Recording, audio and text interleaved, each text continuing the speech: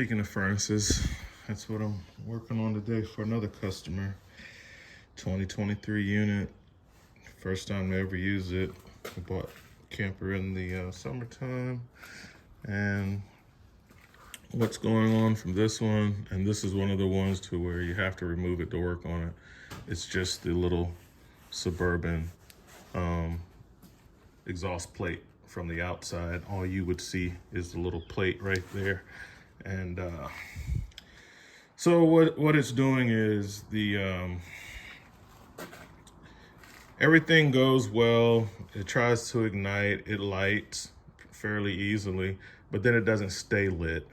And that's gonna be an issue with the signal. It's a small electrical signal, in the millivolt range, that after the flame is lit, through the flame, electrical current is created inside here. It sends that back through the same wire that ignited it.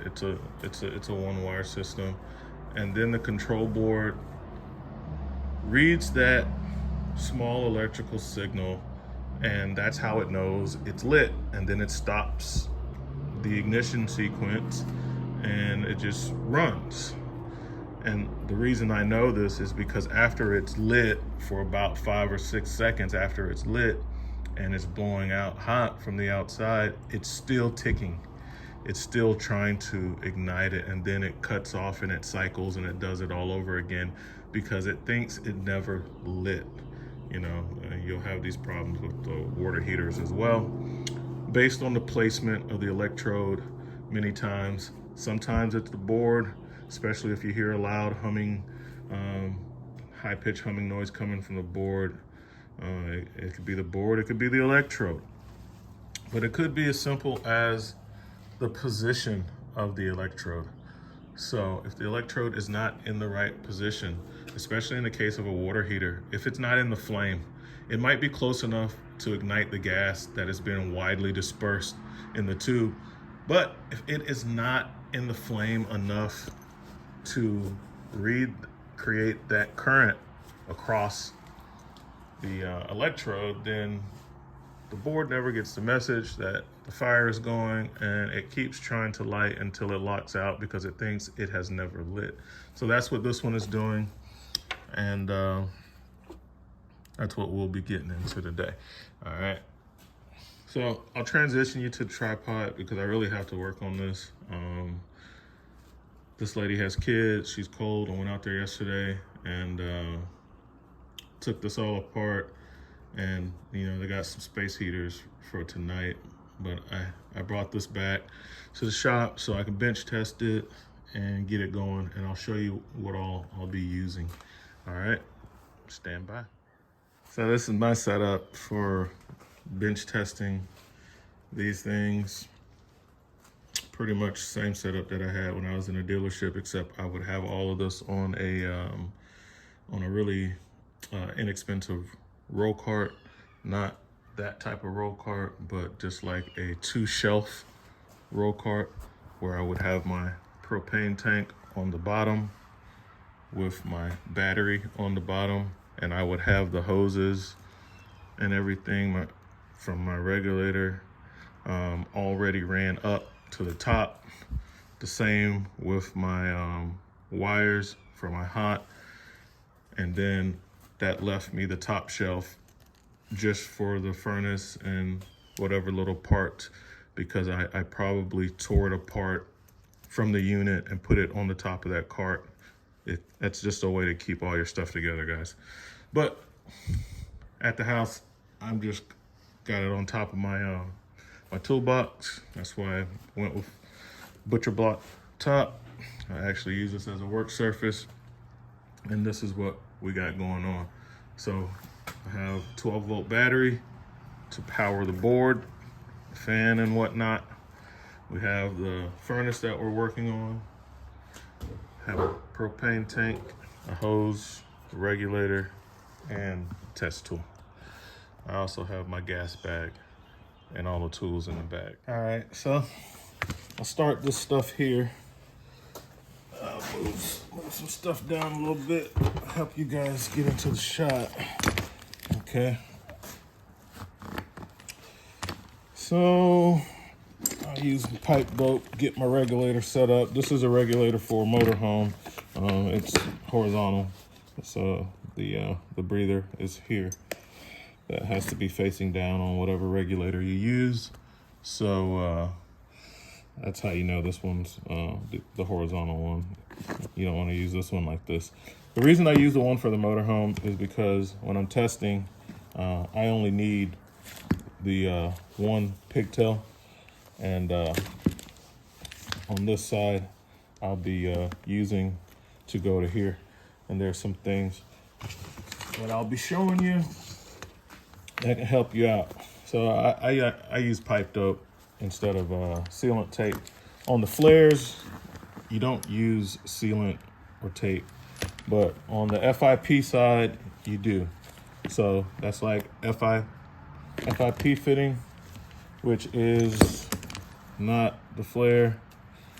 And this is 3/8 going into the regulator and 1/2 inch on the end of this hose. So this hose, which is kind of stiff because it's cold, you got FIP and then flare. All right. So I'll start off by a little bit on here. Some people don't like this because they say it's messy, but I think it works better, so I use it. I'll put a couple dabs, and then I start my fitting.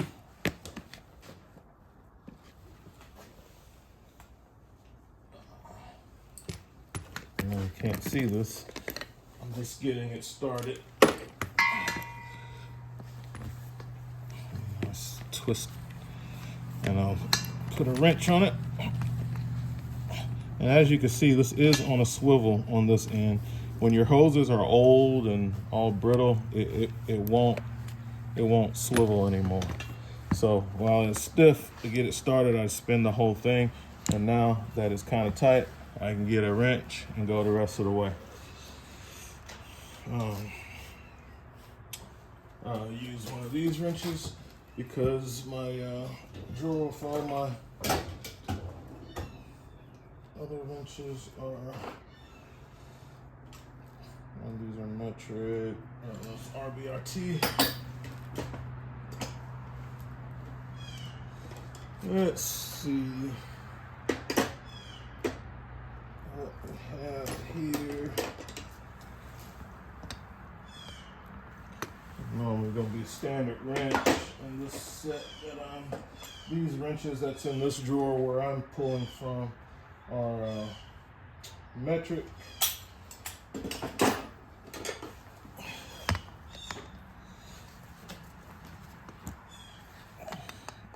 This will work. Let's get this on. And this is not the right size, but it'll work because I'm just tightening this up just to get my test rig going here. Using an 18. It shouldn't be an 18. Like, it would be a standard size. It's the right size, but I have to move you guys to open up the drawer with my standard wrenches in it. All right, so you can see how the sealant wrapped all the way around and got a good seal. Now I'm almost set up. Pipe dope back in here.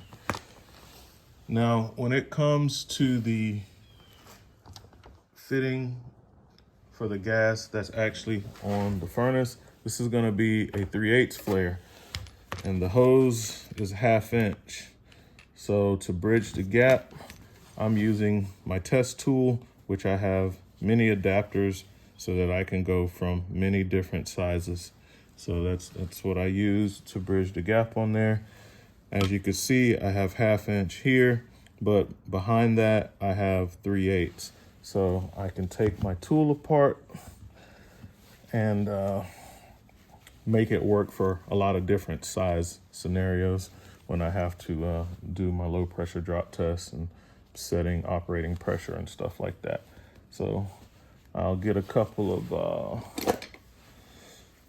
wrenches and and I will break that free so that I can use this.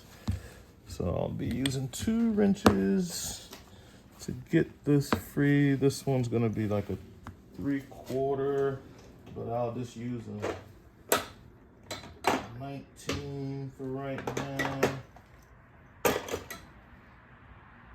to hold it. Let's see.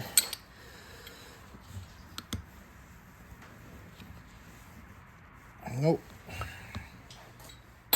Not quite.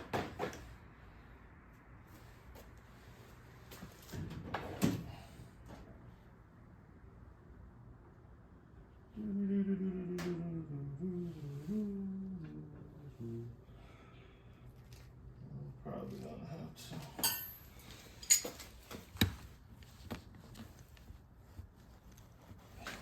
End up using adjustable on that too. Let's see. Okay, so this is not the right wrench, but it's gonna work. I ended up using a 21 to get on that. I believe the standard size is 11/16 or something like that. It's the size up from the 3/4. So as you can see, the adapters come off, and now I've gone from 1/2 inch down to 3/8. And I'll just stick this, I keep those extra fittings in my gas bag. You can buy these at Lowe's. So you can put a tool like this together with all of these various fittings, and you get them at Lowe's. I normally keep an assortment of them in this bag so I can plug off lines. Like after I remove this from the unit, I want to plug off a gas line so that they can still use their furnace. So now I can come on here. Let's put something to support this pipe. Flexing so much. Let's use my adjustable wrench there.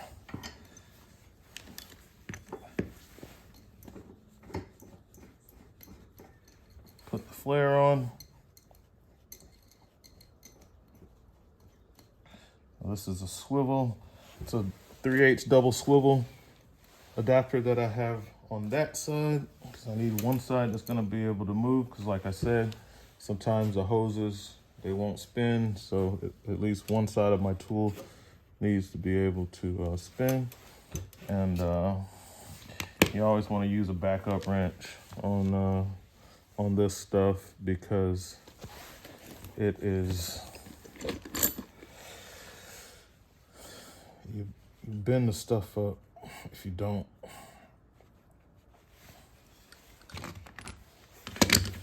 I'm gonna spin this around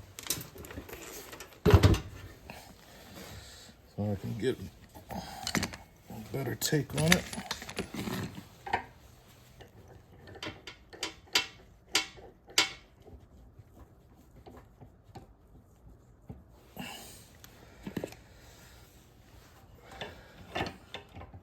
And it doesn't need to be millwright tight, just snug. If you over tighten it, you ruin the flare connection. Now I'm gonna close both of my valves, because I'm just using this as a connector so that I have a way to introduce the gas into here. It will also allow me, if I needed to, I could check my operating pressure of my test rig while I'm doing this. I'm gonna leave that right there for a second to make sure I have the right operating pressure, which I've already set on this rig. Okay. Let's not load it.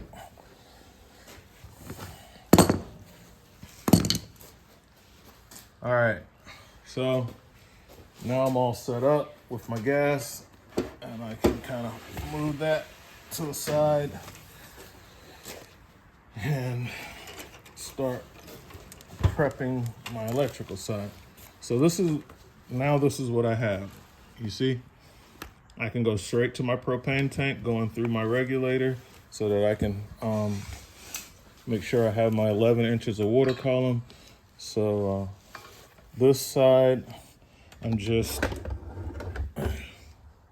screwing to my propane tank. Okay. And then I can slowly open the tank to start letting the gas through.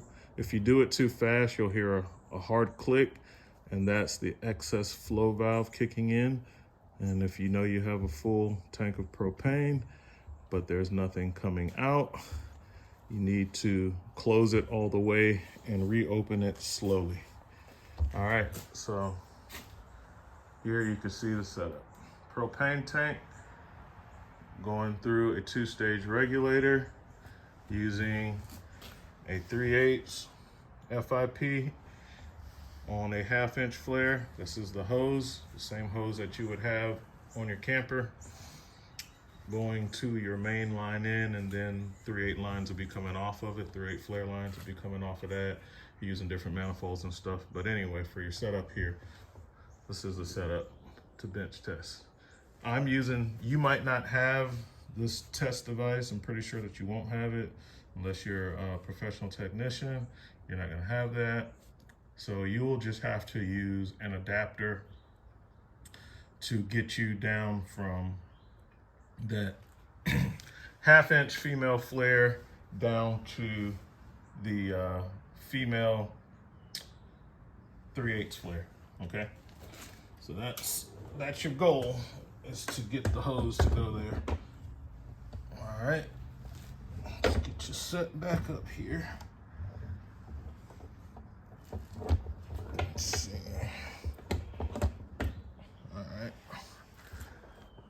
All right, so now I gotta prep my electrical connections. I'll put my wrenches up, 'cause I'm done with them for right now.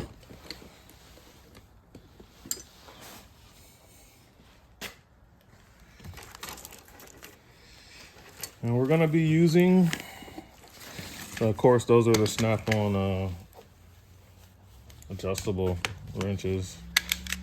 They always call them monkey wrenches when I was growing up, but it's an adjustable wrench.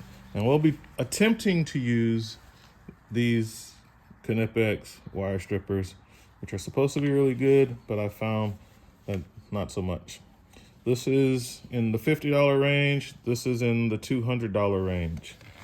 All right, let's start with the yellow wire, and we'll go with the $200 pair first and see how it does. As you can see, it did not strip the wire, and it just skinned it. Let's turn it around, try it again. A little slower, same thing. Let's go faster. Same thing, nothing. Let's try the $50 pair. I have that setting set to the maximum to give me the best results for a smaller gauge wire, and the $50 pair was able to strip that wire, whereas this $200 pair was not. These things are hit and miss. You got a 50-50 chance whether they'll strip a wire or not, and that's just the way it is. When they're brand new out of the box, like the first week, they work pretty good, and then after you use them for a while, your mileage will vary greatly. So you don't always get what you pay for in the case of Knipex and these strippers. You're better off with this less expensive pair. They work better than the $200 pair. All right, I've got my wires prepped. All right, I'm gonna get my battery set up with some jumpers.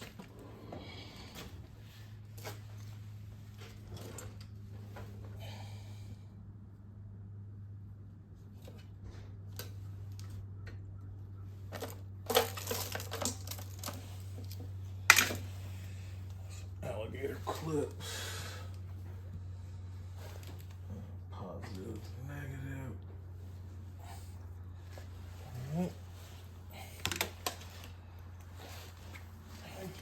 That'll be our negative right here. And I'll get the positive set up.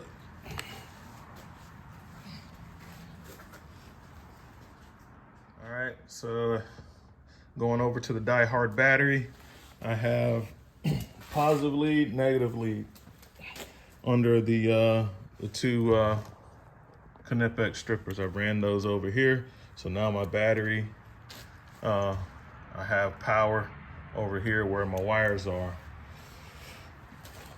Typically, I like to have the exhaust port part on there, but I don't have it right now, so I won't have it. So that's the setup to get this thing going, and it's gonna take a 5/8 crowfoot wrench in here. Let's see if I can get you off of here. Now I have already taken that loose.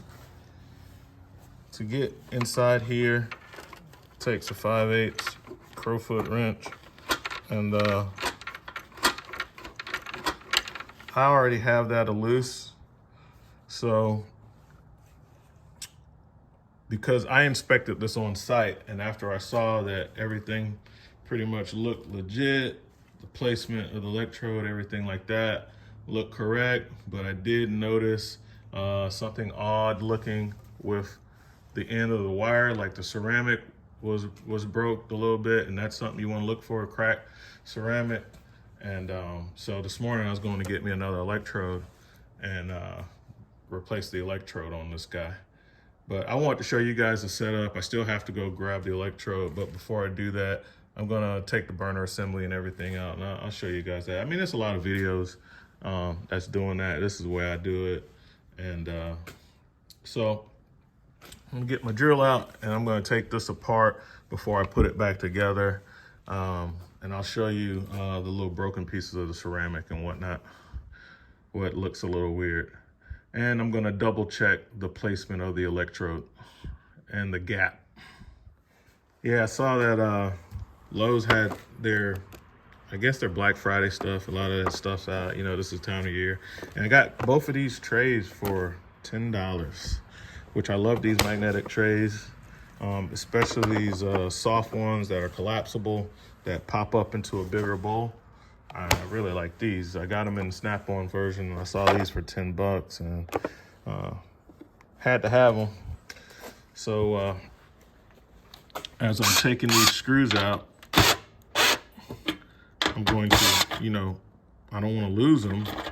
So I'll be putting them into that tray because it's easy for them to get lost. And I have a bunch of other magnetic trays all around here. And I'll just grab one of those. So, like I said, 5/8 crowfoot wrench. So, where am I at? So, I use like that style when I was out in the field because I didn't have these, which the regular ones work fine. These are just, and these are probably metric and I can't use them anyway because I bought these for working on cars. These are the Progressive Dynamics. Let's see. Yeah, those are metric. So I have a set of standard that I keep in the truck that I use, and I'll probably be grabbing those.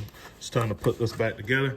But right now at this stage, I'm taking this thing apart.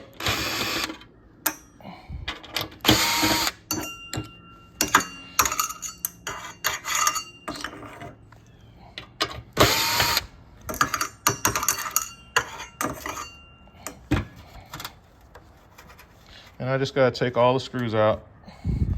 And then, after I do that,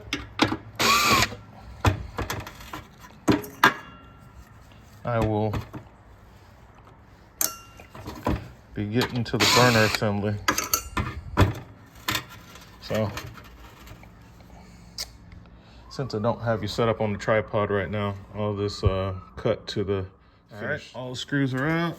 You got like a little thermal putty tape type stuff, and you just kind of lift this up and out, and it comes out. There's your orifice tube. I'll be blowing that out with air, and sitting this to the side. Let's take a look on the inside. It's not rusted or anything. The orifice hole doesn't look to be clogged, but I'll be taking it out, blowing it out. I keep canned air on the truck. I'll be blowing that out, and let's take a look at the burner assembly. So there's the electrode I was talking about, and when I first took this apart in the field, there was like a lot of little ceramic chips. You can kind of see some of the dust on the back, and be inspecting that for cracks, because that kind of affects it.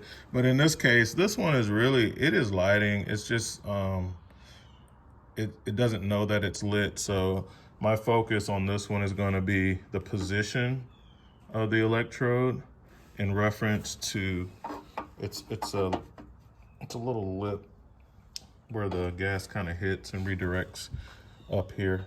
I'll be looking for that.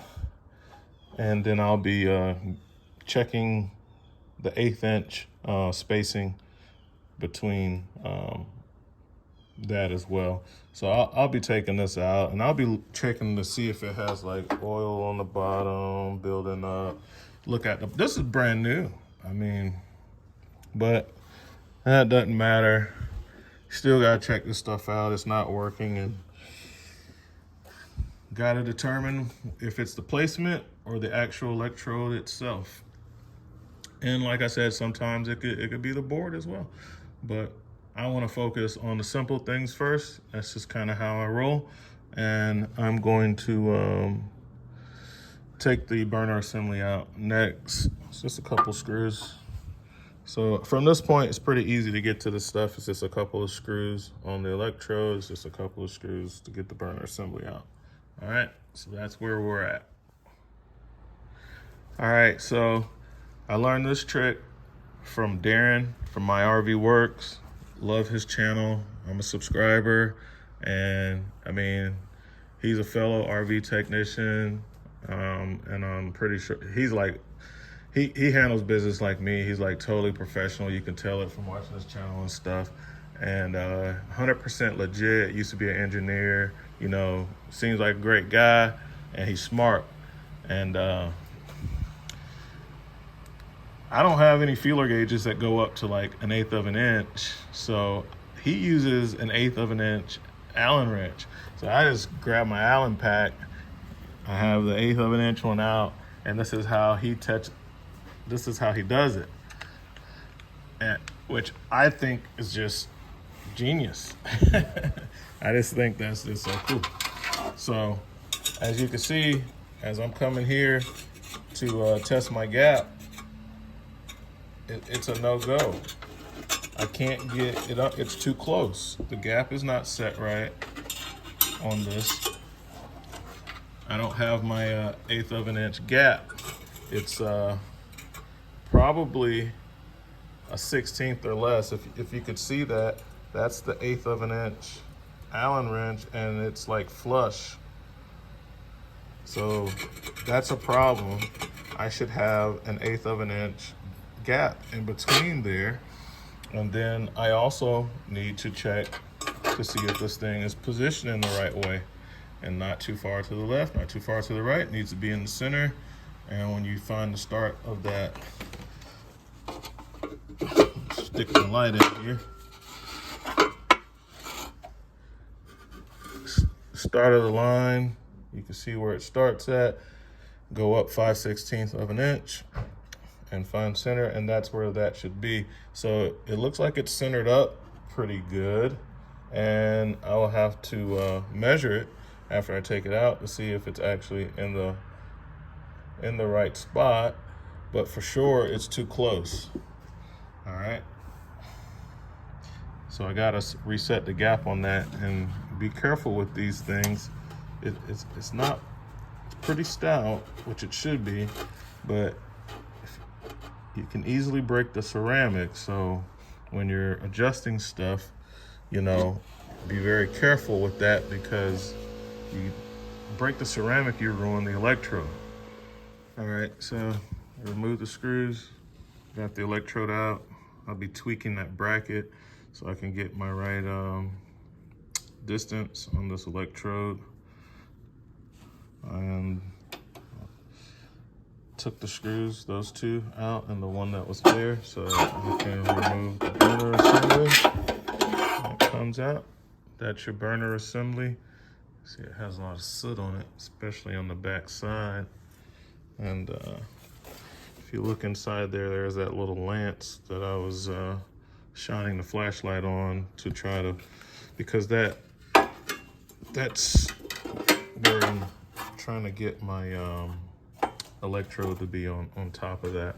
So I have that, and so we got bugs and stuff on the inside, so I definitely will be cleaning out the orifice hole and everything else, and I'll clean this all out.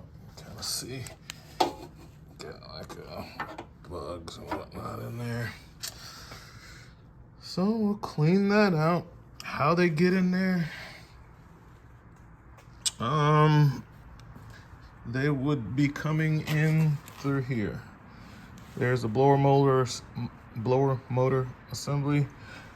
You go in there, there's a squirrel cage fan, and that goes, this is connected directly to here. So that's how the bugs and spiders and stuff get in here, and they go through the outside of the camper. So a lot of people, you know, especially when you're not using the camper in the off season, put a bug screen on it. I mean, you can use it all the time, but it does restrict airflow. Manufacturers say don't use it when you're using the, don't use it during the season because it restricts airflow. I mean, that's you guys got to figure that out for yourself, whether you want to use it or not during the season. Leave it on all the time versus taking it on, taking it off. A lot of people leave them on, but the manufacturers do say that it restricts airflow, and they don't recommend you using it while the furnace is running. So do what you gotta do, guys, on that. But yeah, we got it all took apart, and we'll definitely be inspecting this really good, cleaning this up, cleaning everything up, setting the proper gap on the electrode. I'll put it back together. We will wire it up, fire it up using the test rig, and we'll see if we have a working furnace repaired without any parts. Okay, I'll be back. Okay, so I took it out. As you can see my little mark where I lined up the center and marked the center and the correct position, verified the positioning of the electrode, and I tweaked the bracket so that when I reinstall this, I mocked it up on the outside. As you can see now, I can, let's see if we get it focused, I have my 1/8 of an inch clearance. So I can get my 1/8 inch Allen key under the electrode now. So I have the proper gap.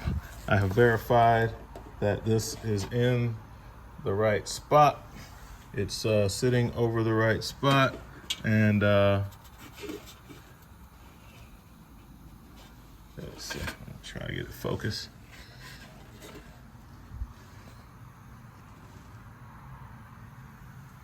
Well, anyway, it's over the right spot, and I'm gonna just put it all back together, fire it up, see if it works. All right, so got that put back together, a little putty stuff back in here, and now it's time to tighten that back, that connection back up. This is the setup that I'm using out in the field and here, which is Nipros quick release ratchet on a Pittsburgh locking extension with a Icon 5/8 crow's foot wrench. While I have this on the bench, I kind of have that valve on the surface, so as I'm trying to push down, it's not moving out of the way. So I have something basically under the valve body so that as I'm putting pressure down to get that fitting started, it's not moving. okay? And then I take my my crow's foot, and this one fits kind of tight, which is really good in this situation because I can push down on it and turn it to get it started. And this could be a difficult part, especially if the valve is moving on you and things like that. So that's how I'm doing that, okay? Next, I got my wires set up, 2 blue wires, basically thermostat, yellow wire, ground, red wire. It's gonna be the positive. I have this off right now, and then I will fire this up and we will see what we have. All right, so I'll finish tightening up this connector in here.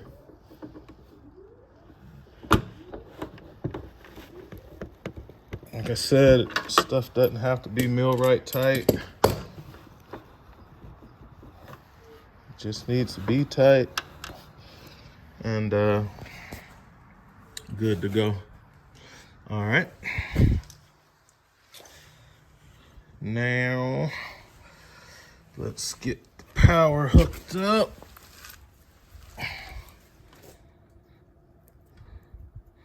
This will be my hot.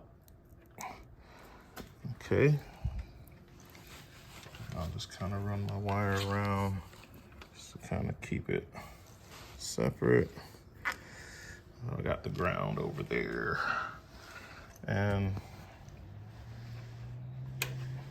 turn my switch to on. And now the only thing I have to do is set my thermostat. So I'll become the thermostat.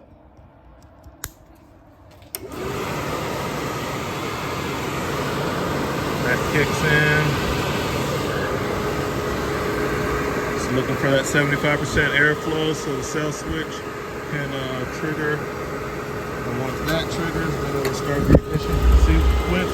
And as you heard, kind of lit really quickly and then kind of blew out. And it'll try again.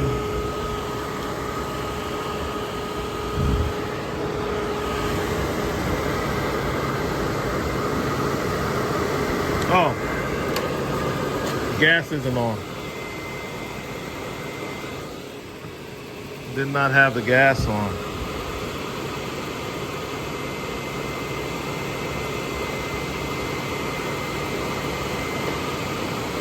So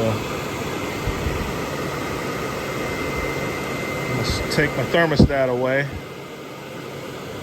Start over.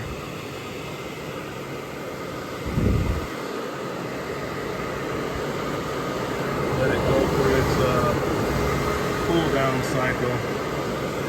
Take the thermostat away, and I'm gonna let it start over because I had the gas off. Thermostat wire out, got the gas on, the switch on.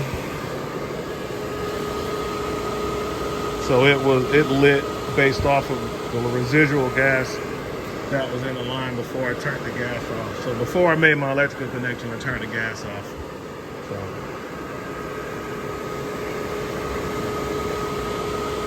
it has a cool down cycle to purge the combustion chamber from all gases. So this is normal after you turn off the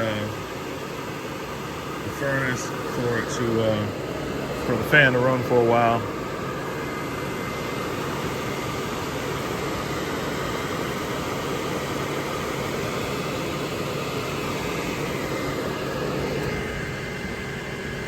It's not trying to light it. Anything.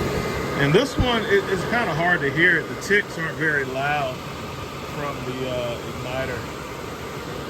The ticks aren't very loud. I wish I could see in it. Okay, cool. So now it has stopped. It's purged through, and I got my gas on. We will try it again.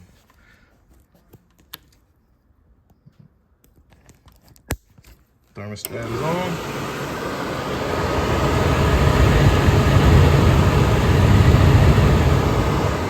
Checking for the cell switch.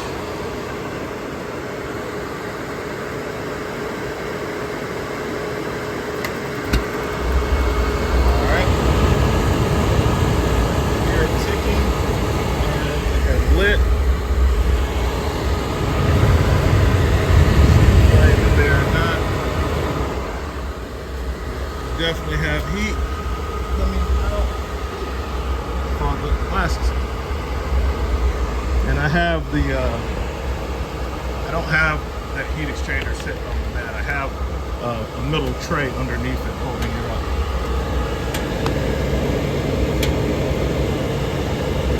Now that what you hear now is just the expanding of the middle. So it is doing way better than it was. By now it would have gone out. So I believe it was just the positioning of the electrode. It's just the positioning of the electrode was off. The gap wasn't right. And now this baby is running, and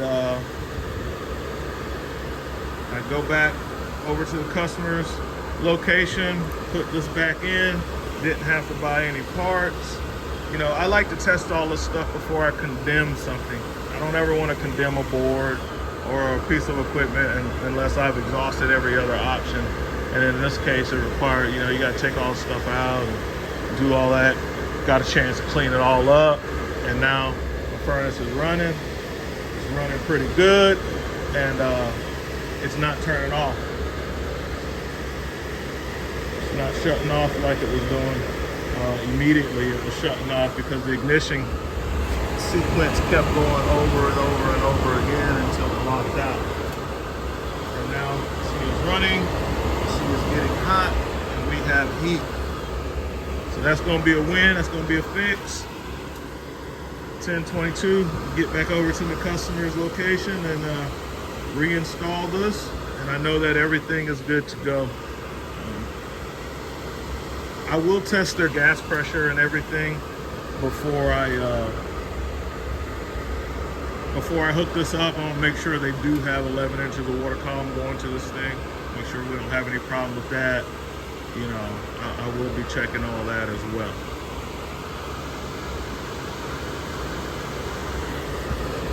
Now it's ran long enough to where I don't have to let this thing run for half an hour. I just need to let it run long enough to where the board would have locked out. And that would have happened within the first couple of minutes. So I've let this thing run enough minutes to where I know that it's not just gonna go back out. So I'm happy with the repair. So before I put the furnace back in, I like to test the gas pressure. Is that something else? When I had that soot, all that soot, that dark soot that I saw on the burner assembly, you normally get that, especially like you'll notice it on a water heater when you have a improper fuel to air ratio or low flow of gas. So I want to, before I put this back in, I need to check the gas pressure, make sure I'm getting 11 inches of water column right here. So the chances are low of having a kink line here because it's copper, but as you can see, I have my test tool rigged up with a series of different fittings. That's why I keep all those fittings in my bag, and I have it dropped all the way down to where I could plug off the line. So I basically got it going from 3/8 up to half so that I could use the 1/2-inch plug that I had and plug off the line since I'm not since I'm at the end of a line. So that's the versatility of these test tools, just using a bunch of different fittings. You can do that. So I'm waiting for the gas to come on so I can see what the static pressure is. I'll do my 50% load to see what my operating pressure is, and then I'll put this together because I don't want to go through the trouble of putting this back together in this little spot if the gas pressure is not right. This is a pretty nice unit. It's all copper lines for the gas instead of the plastic hoses, which you know, get pinched and kinked a lot depending on where they run them.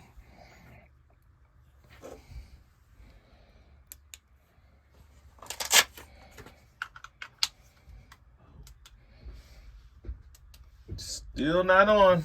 Still not on? Oh, wait a minute. Yeah, it is. I got it now. God, I was about to say.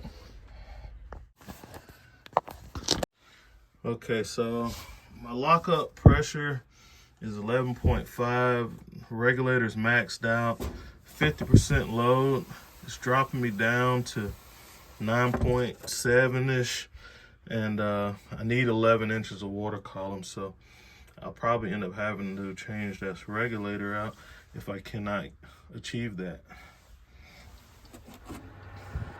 All right, so I got the gas pressure right. My climb is off. I will change the batteries in it, and I will go home and try to calibrate it. That's why I keep a backup tool. This is my original one that I've been using for years, and it read correctly. And this one was like $30, and that one was over $100. And it's more accurate. The Rise Pro is more accurate. So I'll try the batteries first and go home and calibrate it. But now we're sitting at 11.2 operating pressure, 13.2 of lockup. All right, putting this back in, slid it back in the case, hook up all the lines, all the wirings, using my Wagos, and we'll get this fired back up.